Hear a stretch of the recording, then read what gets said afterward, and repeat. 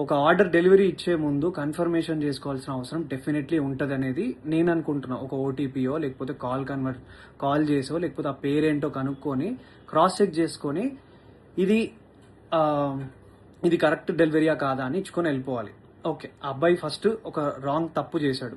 Okay, wrong address ఇచ్చేసి వెళ్ళిపోయాడు. మా ఇంట్లో తెలియకుండా మా అమ్మ తెలియకుండా ఆ కవర్ తీసి ఓపెన్ చేసి ఇంట్లో ఎవరు ఆర్డర్ చేసింది ఇది అసలు అని చెప్పి మా అమ్మ ఓపెన్ చేసింది, చూసింది. సరే ఇంట్లో ఎవరు ఆర్డర్ చేయలేదంటే అక్కడే పక్కన పెట్టేశాం. 20 నిమిషాల తర్వాత వచ్చాడు. ఆ అబ్బాయి కోసమే ఇవ్వడానికి అది పెట్టినాం.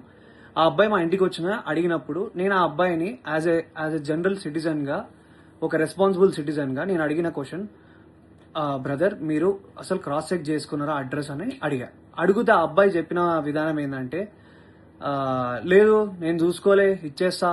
ఆ అబ్బాయి తాగేసి ఉండి మాట్లాడుతున్న పదాలు అవి.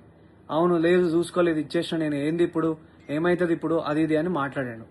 అట్లా కాదు భయ్య నువ్వు మంచిగా మాట్లాడు అని మాట్లాడుతుంటే మా మమ్మీ అటు నుంచి వస్తుంటే ఇది కొంచెం ఓపెన్ అయింది ఏమనుకోకుండా తీసుకోండి అని ఇస్తుంటే వాడు ఏంది ఫ్రీగా వస్తే తీసుకుంటారా, ఏందే ఫ్రీగా వస్తే తీసుకుంటారా అని ఇట్లాంటి మాటలు మాట్లాడినాడు. యాజ్ ఎ కొడుగ్గా నా ఫ్యామిలీని రక్షించుకోవాల్సిన బాధ్యత నాకు ఉంది. ఒక రెస్పాన్సిబుల్ పర్సన్ గా మా అమ్మనో లేకపోతే మీ అమ్మల్ని ఎవరైనా ఏదన్నా కూడా ఎవరు ఊరుకోరు కదండి.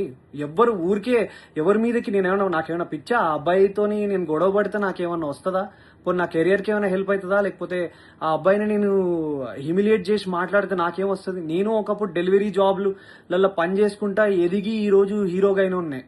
నాకు ఎవ్వరి మీద కావాలని నెగిటివిటీ చేసి ఆ అబ్బాయిని హ్యూమిలియేట్ చేసి చేయాల్సిన అవసరం నాకు లేదు. నా సినిమాలో నేను సెల్ఫ్ రెస్పెక్ట్ గురించే చూపించిన. అట్లాంటిది ఒక అబ్బాయి సెల్ఫ్ రెస్పెక్ట్ చేయాలని నేను ఎందుకు అనుకుంటా. ఆ అబ్బాయి మాట్లాడిన విధానం తప్పు.